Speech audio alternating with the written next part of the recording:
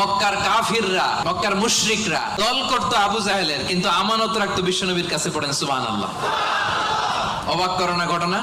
বিশ্বনবী যে রাতে হিজরতে যাবেন, ওই রাতে বিশ্বনবীর খাটে বিশ্বনবী মেয়ের জামাই আলী রাদিয়াল্লাহু তাআলা আনহু শোয়ায় গেছিলেন। কারণ তিনি বলেছিলেন, আলী, আমি তো আবু বকরকে নিয়ে আজ রাতে মক্কা থেকে মদিনায় হিজরতে যাব, আমার ঘর ভর্তি ডিপোজিটের মালামাল, মানে আমানতের মালামাল, এগুলো দিবা।